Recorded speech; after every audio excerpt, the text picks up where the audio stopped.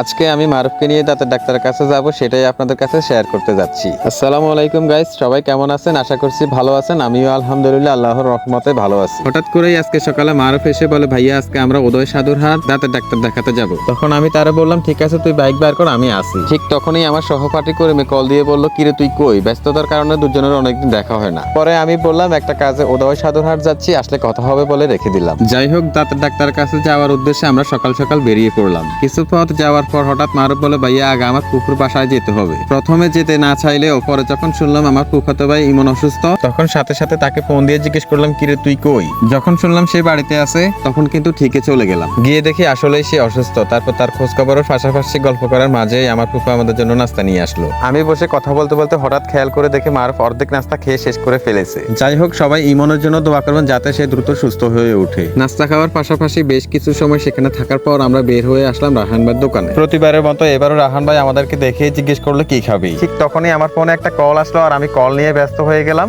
আর ওইদিকে মারুফ কি খাবে কি বলছে আমি কিছুই জানি না। পরে খেয়াল করলাম রায়হান ভাই একটা লোককে বললো আমাদেরকে 2টা পাওয়ার দিতে। তখন আমরা পাওয়ার গুলা নিয়ে রায়হান ভাইয়ের সাথে কথা শেষ করে বেরিয়ে পড়লাম। কোন ফাঁকে যে মারুফ দোকানের ভিতরে তার পাওয়ারটা খেয়ে ফেলেছে আমি বলতেই পারবো না। যাওয়ার পথে হঠাৎ খেয়াল করলাম সে বারবার লুকিং গ্লাসে তাকায়। তখন আমি তো কিছুই বুঝতেছি না। ইন্টারেস্টিং বিষয় হচ্ছে, যখন আমি আমার পাওয়ারটা খাওয়া শুরু করলাম তখন সে আমাকে বলে আমাকে একটু দেন। তখন আমি মনে মনে বলতে লাগলাম, কেন যে দোকানের ভিতরে খেয়ে ফেললাম না। তারপর আমি তাকে বললাম, আজকে তোর কাজে বের হয়েছি, তুই আজকে আমাকে কিছু খাওয়াতে হবে। তখন সে আমাকে বলে, এই মাত্র হয়তো খাওয়াই আনলাম। পরে আমি তারে বললাম, এই জায়গায় তুই না গেলেও ওনারা আমারা খাওয়াতো।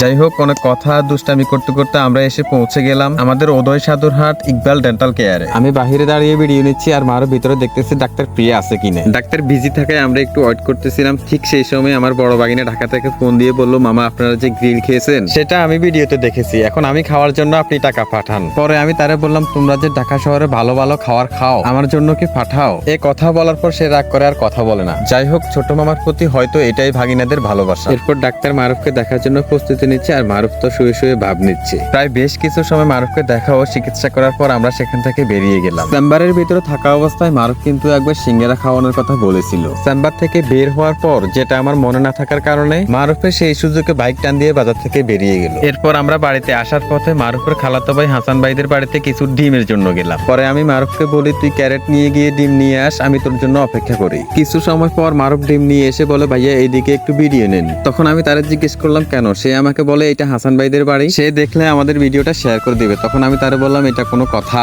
তখন আমি তারে বললাম, বাড়ি না, এই যে তোরা ডিমের কেস বানতে দড়ি না দিয়ে পাতা দিয়ে ভেঙে দিল সেটাই ভিডিও করে নিচ্ছি। যাই হোক, সব কথা শেষ, এখান থেকে আমরা বাড়ির দিকে ফিরতে লাগলাম। এই ছিল আমাদের আজকের দিন। গাইস, নেক্সট ভিডিও আসবে, সেই পর্যন্ত সবাই ভালো থাকবেন, সুস্থ থাকবেন। আল্লাহ হাফেজ।